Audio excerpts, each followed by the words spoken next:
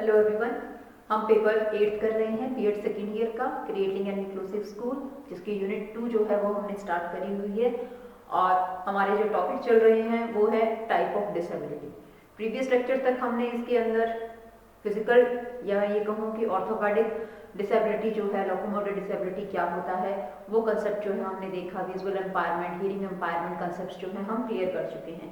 आज के इस लेक्चर में जो हम टॉपिक या जो डिसेबिलिटी हम डिस्कस करने जा रहे हैं वो है हमारे पास लर्निंग डिसेबिलिटी, यानी कि हिंदी में इसे जो है हम अधिगम असमर्थता जो है वो कहा जाता है। अधिगम असमर्थता यानी कि disability that is related to our skills. जो कौशल होते हैं एक व्यक्ति के अंदर, उनके अंदर कोई भी असमर्थता जब आ जाती है तो वो जो है वो कहाँ आती है, वो लर्निंग डिसेबिलिटी के अंदर हम लेके चलते हैं। दैट मीन्स यानी कि more than one disability in the mental activities. जो मानसिक क्रियाएं होती हैं उनके अंदर एक से ज्यादा डिसेबिलिटी जो है वो आना, वो किस चीज के लक्षण दिखाता है, वो लर्निंग डिसेबिलिटी के जो है वो लक्षण दिखाता है। इसके साथ साथ मैं कहूँ कि लर्निंग डिसेबिलिटी यानी कि typically that is related to the reading problem, writing problem, calculating problem और लैंग्वेज प्रॉब्लम। इस तरह की जो है वो प्रॉब्लम है जो कि किस चीज से संबंधित है, सीखने से संबंधित है। हमारे पास क्या होती हैं, 4 स्किल्स होती हैं जो कि स्टार्टिंग में हर व्यक्ति की क्या होती हैं, डेवलप होती हैं।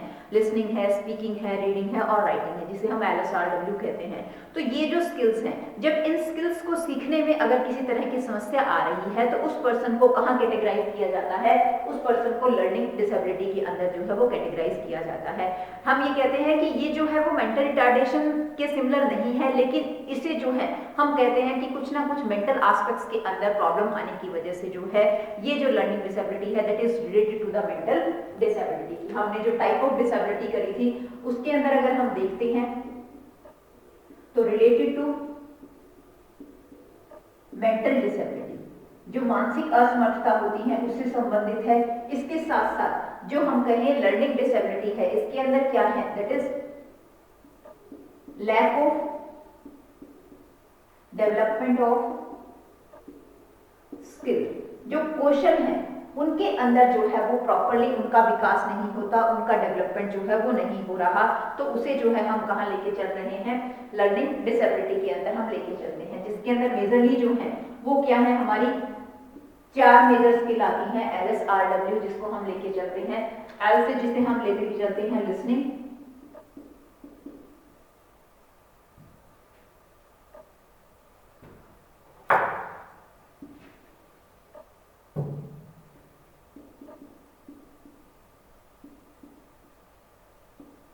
S से स्पीकिंग,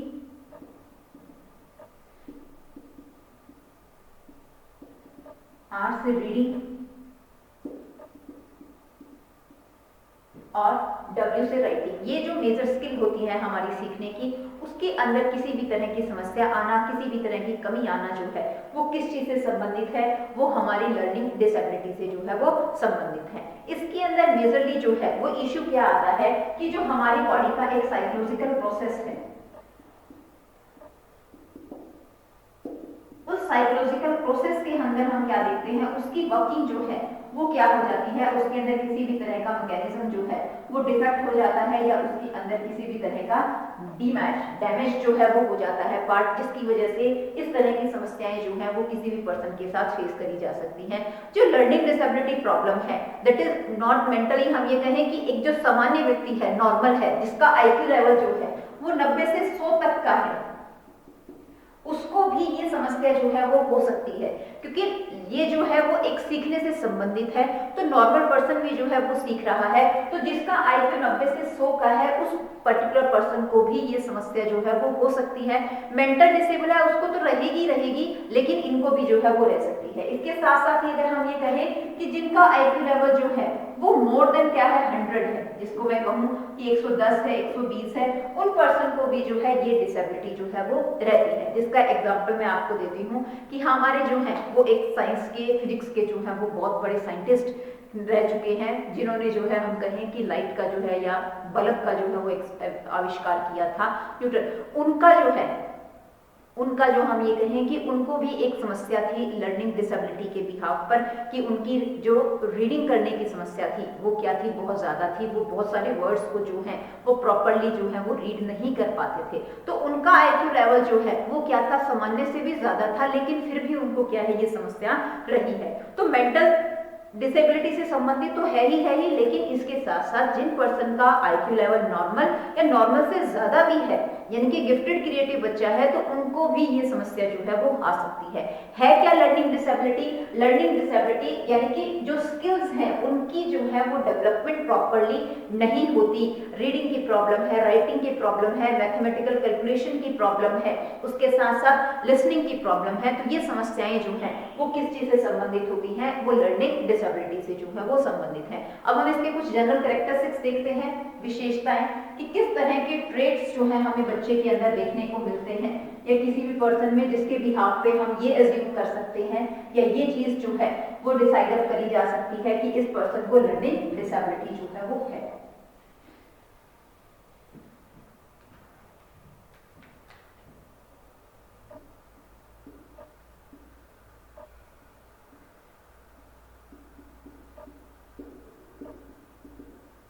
जनरल कैरेक्टरिस्टिक्स जो हैं वो क्या होंगे जो कि लर्निंग डिसेबिलिटी से संबंधित है? तो सबसे पहला आता है इसके अंदर, that is deficiency of attention.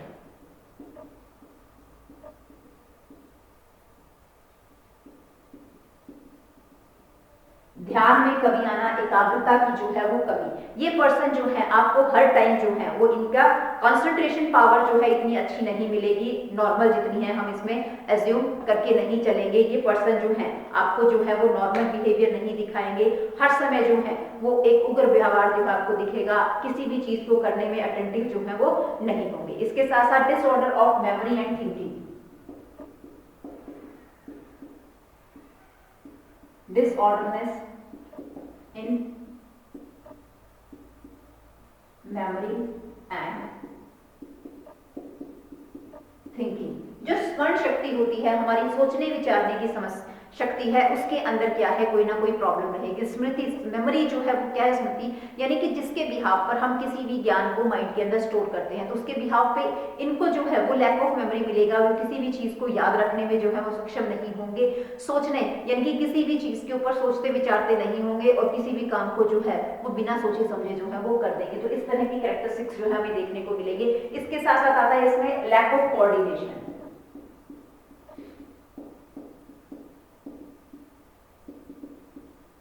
सामंजस्य बिठाने की कमी। कोऑर्डिनेशन यानी कि आपस में जो है सामंजस्य, आपस में सामंजस्य किस तरह से, जो हमारी स्किल्स होती हैं उसी के अंदर उसको सामंजस्य जो है वो नहीं बिठा पाएगा। डिस्टेंस को मेजर आउट करना है, वो प्रॉपर्ली जो है वो मेजर आउट नहीं करना पड़ेगा। किसी भी चीज के ऊपर उसे अपना फिजिकल वर्क कितना करना है, कितना फोर्स लगाना है, उस चीज को वो एज्यूम नहीं कर पाएगा। उसके अंदर क्या है, हम क्या देखेंगे, कोऑर्डिनेशन की कमी जो है हमें देखने को मिलेगी। उसके साथ साथ इमोशनल इंस्टेबिलिटी,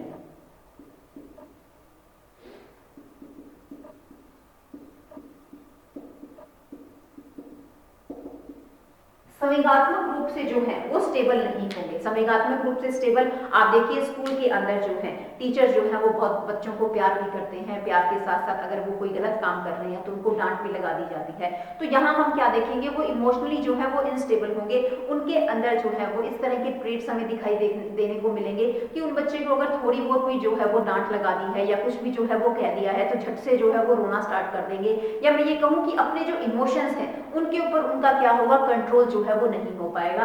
तो कुछ इस तरह के जनरल कैरेक्टरिस्टिक्स जो है हमें लर्निंग डिसेबिलिटी के बिहाफ पर देखने को मिलेंगे। नेक्स्ट आता है टाइप्स ऑफ लर्निंग डिसेबिलिटी, इसके प्रकार जो है वो कौन कौन से हैं।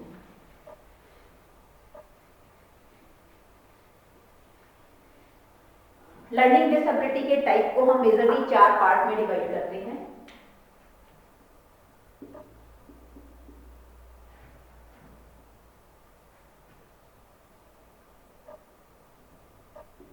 सबसे पहला जो इसके अंदर टाइप आता है दैट इज डिस्ग्राफिया,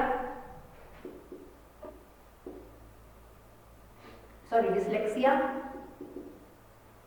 सेकेंड आता है इसके अंदर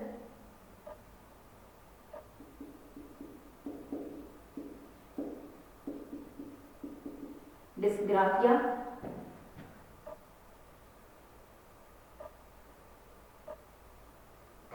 है इसके अंदर डिस्कैल्कुलिया,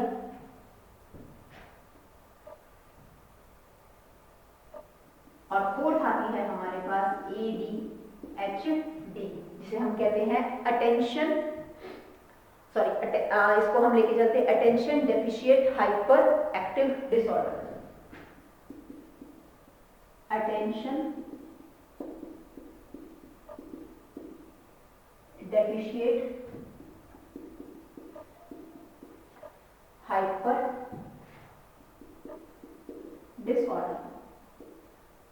डिसऑर्डरनेस। ये क्या है, हमारे पास 3 टाइप है किस चीज की, लर्निंग डिसेबिलिटी की। सबसे पहली क्या है हमारे पास, डिसलेक्सिया, सेकंड क्या है हमारे पास, डिस्ग्राफिया, थर्ड डिस्कैल्कुलिया, और फोर्थ है हमारे पास that is attention deficient hyper disorder, जिसे ADHD जो है वो बोला जाता है। फर्स्ट है हमारे पास डिसलेक्सिया। डिसलेक्सिया क्या है, जो एक ऐसी समस्या जो कि किस चीज से संबंधित है,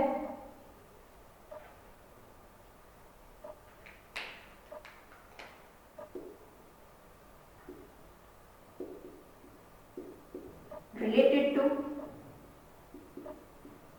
रीडिंग प्रॉब्लम।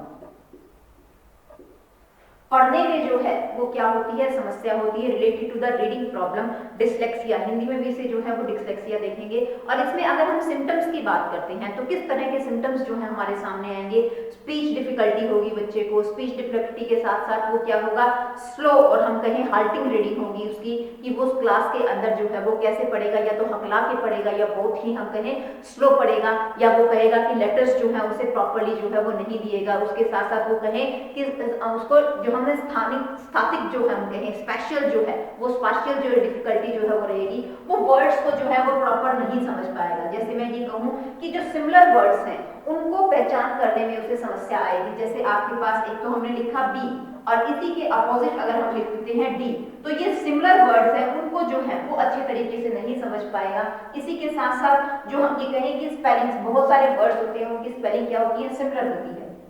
जैसे हमारे पास वॉज है, जैसे हमारे पास सा है, तो इनको जो है वो प्रॉपर्ली क्लियर नहीं कर पाएगा कि ये वर्ड्स जो है वो क्या लिखे जा रहे हैं, इनको प्रॉपर्ली जो है वो रीड नहीं कर पाएगा। स्पीच डिफिकल्टी होगी, स्लो जो है वो किसी भी चीज को रीड करेगा, हकला के जो है वो किसी भी चीज को लर्न करने की जो है वो कोशिश करेगा, या उस चीज को बोलने की जो है वो कोशिश करेगा। तो वो किस में आती है, हमारे डिसलेक्सिया के अंदर आती है। नेक्स्ट आती है हमारी dysgraphia. Dysgraphia related to writing problem.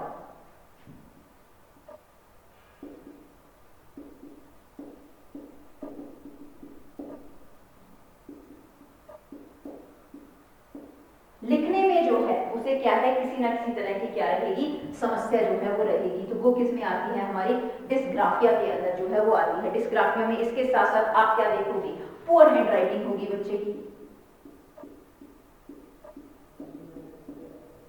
Poor hand writing यानी कि राइटिंग जो है हमें अच्छी नहीं मिलेगी। उसके साथ साथ हम कहें कि वर्ड्स का जो हम कहें साइज जो है, size of word is not proper, उनका वर्ड का जो साइज है वो प्रॉपर नहीं होगा। इसके साथ साथ अगर हम इसमें देखते हैं तो लाइन स्पेसिंग जो हम कहें स्पेसिंग करी जाती है, वर्ड्स को जब लिखा जाता है या उनके अंदर जो स्पेस मैनेज किया जाता है उसको प्रॉपरली जो है वो नहीं कर पाएगा। इस तरह के उसको देखेंगे। उसके साथ साथ हम कहें कि उसके क्राउडिंग लेटर्स होंगे, बहुत ज्यादा जो है वो भीड़ा लिखेगा, जिसके अंदर लेटर्स को समझने में ही क्या आ जाएगी, हमें समस्या आएगी। क्राउडिंग लेटर्स जो है उसके देखने को हमें मिलेंगे। इस तरह की समस्याएं जो है वो किससे संबंधित होंगी, that is related to the dysgraphia. Next आता है हमारे पास डिस्कैल्कुलिया। देखिए डिस्कैल्कुलिया जो है वो आपको नेम से ही क्लियर कर रहा है, related to the mathematical problem.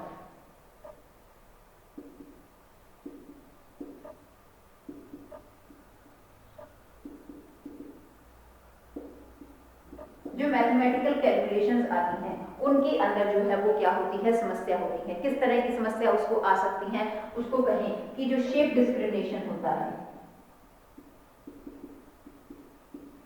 वो अच्छी तरह से जो है वो नहीं कर पाएगा।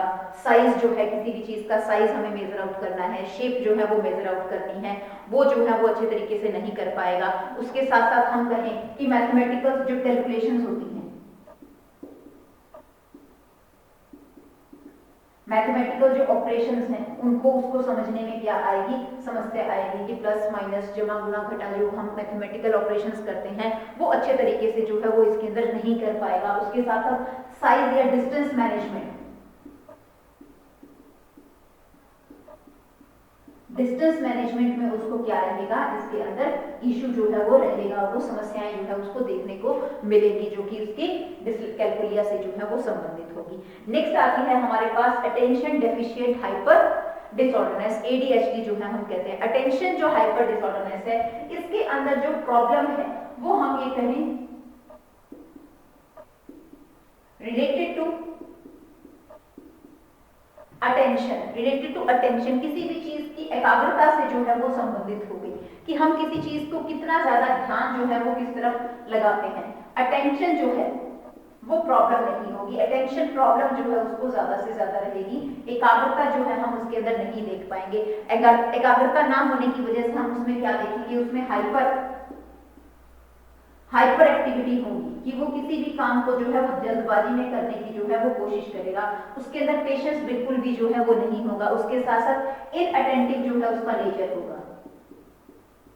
ध्यान जो है वो क्लास के अंदर बिल्कुल भी केंद्रित जो है वो नहीं कर पाएगा। हर समय जो है वो हड़बड़ाहट के अंदर रहेगा, किसी भी चीज को जो है वो जल्दी करने की कोशिश करेगा। पेशेंस बिल्कुल नहीं होगा, धैर्य जो है हमें देखने को बिल्कुल ही नहीं मिलेगा। इसके साथ साथ इम्पल्सिविटी,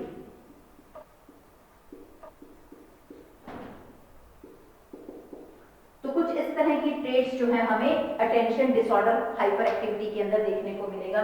जो हम कहें कि पहली जो थी हमारे पास क्या है, डिसलेक्सिया। डिसलेक्सिया जो है वो हमारे रीडिंग से रिलेटेड प्रॉब्लम थी जिसके अंदर वो जो है स्पीच डिफिकल्टी उसको हो सकती है। स्पीच डिफिकल्टी के साथ साथ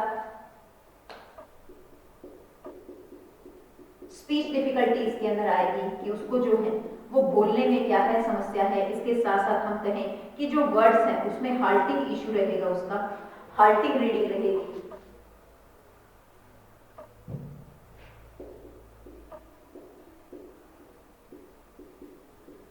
पढ़ने में जो है उसे समझ नहीं आएंगे। लेटर्स जो है वो उसको सामने वो कहेगा डांसिंग, जिसका मैं आपको एक एग्जांपल देती हूँ कि आप सभी ने एक मूवी देखी होगी तारे जमीन पर।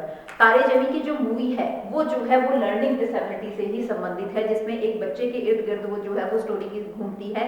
जिसमें क्या देखा जाता है, एक बच्चा होता है, एक बच्चा जो है वो स्टार्टिंग में इस तरह की एक्टिविटी करता है क्लास में कि वो क्लास में जो है वो अटेंटिव नहीं होता। अटेंटिव के साथ जब टीचर जो है उसे खड़ा करके ये बोलता है कि हाँ आप अपने लेक्चर को या अपने जो ब्लैक पेपर है या अपनी बुक है उसके पेज को जो है वो पढ़िए, तो वो जो है जब वो पढ़ना स्टार्ट करता है तो वो किस तरह की एक्टिविटी करता है, वो एक तो हकला के बोलने की कोशिश करता है, स्पीडली किसी चीज को पढ़ने की कोशिश करता है। स्पीडली पढ़ने के साथ साथ वो मैडम के सामने क्वेश्चन रख देता है कि the letter are dancing in my front, कि वो जो लेटर्स हैं वो मेरे सामने डांस कर रहे हैं, क्योंकि वो जो है वो किसी भी चीज को प्रॉपरली नहीं देख पा रहा है, वो उस चीज के ऊपर कॉन्सेंट्रेशन जो है वो नहीं कर पा रहा है। और लास्ट में धीरे धीरे उसकी जो एक्टिविटी या हम कहें कि इतनी ज्यादा उसके अंदर इमोशनल इंस्टेबिलिटी आ जाती है, जिसमें हम क्या चीज हमारे सामने आती है, इमोशनल हम कहें कि इंस्टेबिलिटी के बिहाफ पर, कि बच्चा जो है वो पिछड़ जाता है, बिल्कुल ही जो एजुकेशनल अचीवमेंट्स जो है उसकी बिल्कुल ही क्या हो जाती है, खत्म हो जाती हैं। और जो पेरेंट्स हैं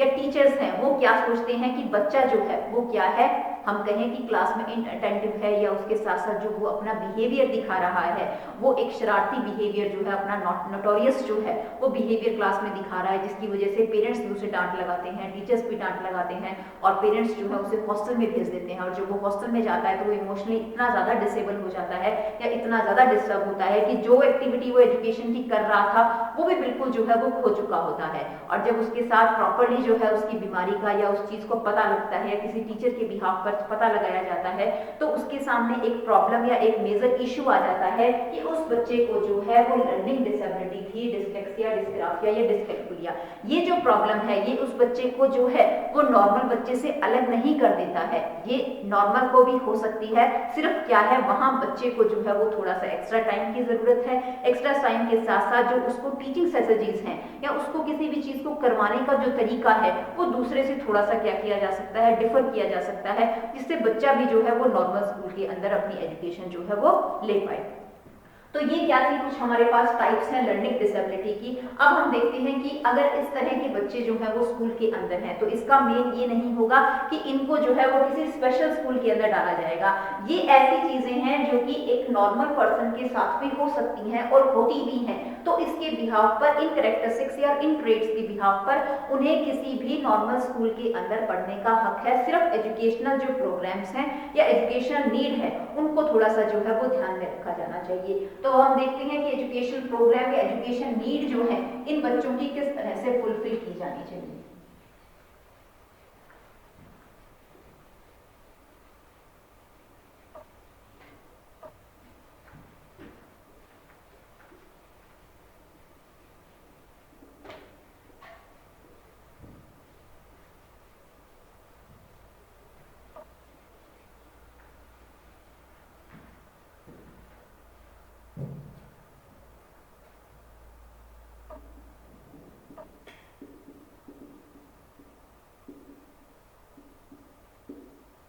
एजुकेशनल प्रोग्राम की शिक्षा के बिहाव पर किस तरह का योगदान जो है वो दिया जाना चाहिए कि ये बीमारी जो है या ये समस्या किसी भी बच्चे को आ रही है तो वो बिल्कुल जो है वो खत्म हो जाए। तो सबसे पहले तो वो कहता है that is development of reading skill.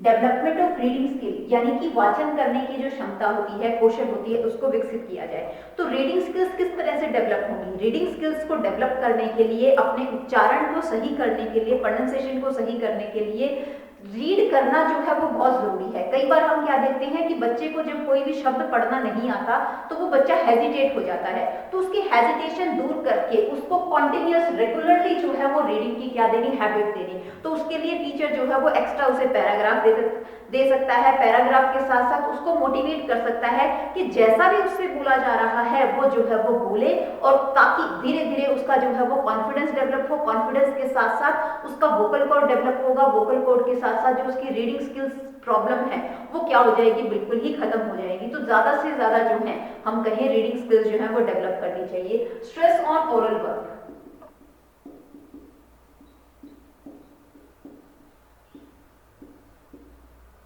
Oral work यानी कि पढ़ने के ऊपर ज्यादा से ज्यादा, पठन के ऊपर, उसके साथ साथ जहां रिटन वर्क के ऊपर जोर दिया जाता है वहां ओरल वर्क के ऊपर भी जो है वो जोर दिया जाना चाहिए। क्योंकि जब बच्चा पढ़ रहा है तो पढ़ने के साथ उसका जो कंसंट्रेशन है वो उसके अंदर डेवलप होता है। किसी भी चीज को वो रीड कर रहा है तो रीड करते हुए उसकी, हम कहें कि विजुअल कॉन्टेक्ट भी वर्ड्स के साथ होता है। विजुअल के साथ साथ जो उसकी मेंटल एक्टिविटीज हैं वो भी वर्ड्स के साथ जो है वो जुड़ती हैं। तो जितना ज्यादा ओरल वर्क किया जाएगा उसकी जो प्रॉब्लम है, जो कि एलेक्सिया की प्रॉब्लम है, चाहे डिस्ग्राफिया की प्रॉब्लम है, वो क्या हो जाएंगी, धीरे धीरे बिल्कुल ही कंप्लीट हो जाएंगी या बिल्कुल ही खत्म हो जाएंगी। Coordination in motor activity.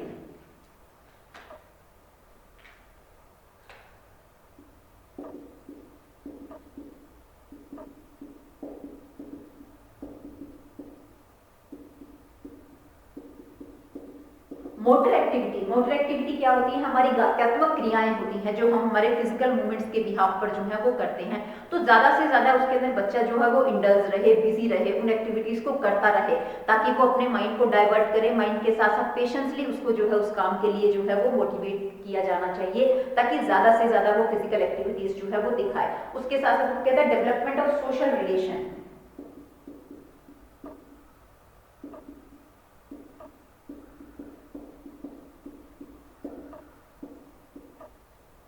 Development of social relation का मीन्स क्या है कि टीचिंग एक प्रोफेशनल एक्टिविटी है और उस प्रोफेशनल एक्टिविटी के बिहाफ पर आप बच्चे से जो है वो इस तरह का रिलेशन जो है वो बनाए कि बच्चा जो है वो आपसे डरे नहीं और आपके बिहाफ पर उसके अंदर ज्यादा से ज्यादा काम करे। उसको मोटिवेशन जो है वो ज्यादा से ज्यादा दिया जाए, उसको एनकरेज किया जाए और हर पर्सन जो है उसकी समस्या को समझे। जो उसका पीयर ग्रुप है वो भी उसकी समस्या को दूर करने के लिए उसकी हेल्प करे। उसके पेरेंट्स जो है वो भी उसकी जो है वो हेल्प करें। सिर्फ एक्स्ट्रा केयर की जो है वो यहाँ पर आवश्यकता पड़ती है। नेक्स्ट वो कहता है टीचिंग स्ट्रेटजीज।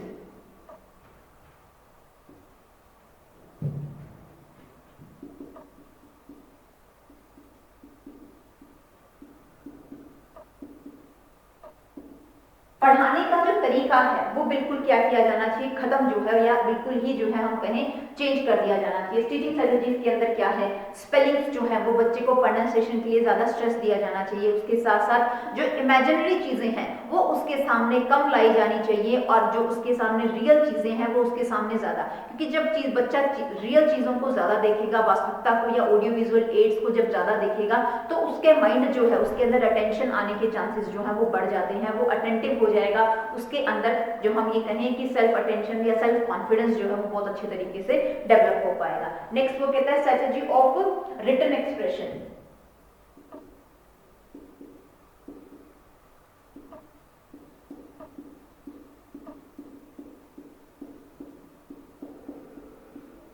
यदि हम किसी भी व्यक्ति की जो है वो पुअर हैंडराइटिंग है उसे इंप्रूव करना चाहते हैं तो वो इंप्रूव कैसे होगी, रेगुलरली उसे रिटर्न वर्क जो है वो देकर। और आप देखते भी हो कि जब बच्चों को समर वेकेशन का वक्त मिलता है तो उसकी हैंडराइटिंग के बिहाफ पर जहां बच्चा अगर इंप्रूवमेंट दिखा रहा है तो इंप्रूवमेंट के बिहाफ पर उसे गुड, वेरी गुड या बहुत अच्छी राइटिंग इस तरह के नोट देके उसे मोटिवेट किया जा सकता है। जहां पर भी बच्चा गलत लिख रहा है वहां उसको मार्क करके या उसको समझाकर उसकी इस चीजों को दूर किया जा सकता है। राइटिंग करने का जो एक प्रॉपर तरीका होता है वो क्या है वो उन्हें समझाया जा सकता है। कितना स्पेस छोड़ा जाए, कितनी लाइनिंग जो है वो डेवलप की जाए, वो हर एक्टिविटी जो है उसको समझाकर ये चीज जो है उसकी डेवलप करी जा सकती है। नेक्स्ट आता है इसमें प्रैक्टिस। प्रैक्टिस यानी कि अभ्यास करके। देखिए जितना ज्यादा हम किसी भी चीज को, अगर हमें कोई काम नहीं आता है तो उस काम को अगर हम करना चाहते हैं या सीखना चाहते हैं तो उसको लगातार या उसके ऊपर ज्यादा से ज्यादा प्रैक्टिस करनी जो है वो बहुत जरूरी है। जितनी ज्यादा हम प्रैक्टिस करेंगे हम क्या देखेंगे, उसके अंदर जो एरर्स हैं या हमारी जो त्रुटियां आ रही हैं वो बिल्कुल ही क्या हो जाएंगी, खत्म हो जाएंगी। तो प्रैक्टिस के ऊपर उसे ज्यादा से ज्यादा डालना चाहिए। जैसे जो भी उसकी प्रॉब्लम है, चाहे उसकी डिसलेक्सिया की प्रॉब्लम है, चाहे डिस्कैल्कुलिया की प्रॉब्लम है, चाहे डिस्ग्राफिया की जो भी समस्याएं हैं, चाहे रीडिंग से रिलेटेड है, चाहे राइटिंग से संबंधित है, जिस चीज से भी संबंधित है जो समस्या है उस चीज को खत्म करने के लिए उसके साथ लगातार प्रैक्टिस वर्क जो है वो किया जाना चाहिए। नेक्स्ट आता है इसके अंदर असाइनमेंट।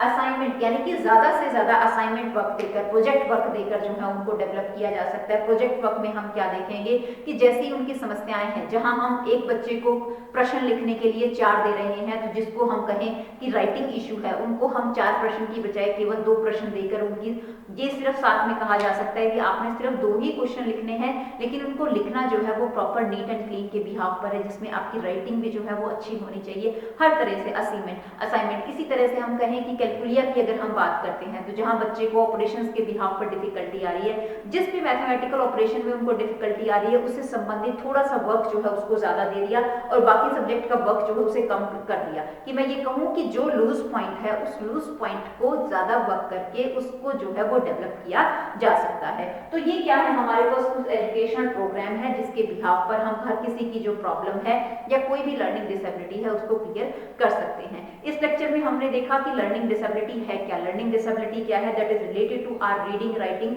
और एनी हम ये कहें डेवलपमेंट स्किल्स। अगर किसी भी स्किल, कौशल को सीखने में अगर कोई कमी आ रही है तो वो लर्निंग डिसेबिलिटी से संबंधित है। और लर्निंग डिसेबिलिटी जो है वो मेंटली रिटार्डेड नहीं है, वो नॉर्मल व्यक्ति को भी क्या है हो सकती है। तो नेक्स्ट जो टॉपिक है वो हम नेक्स्ट लेक्चर के अंदर डिस्कस करेंगे।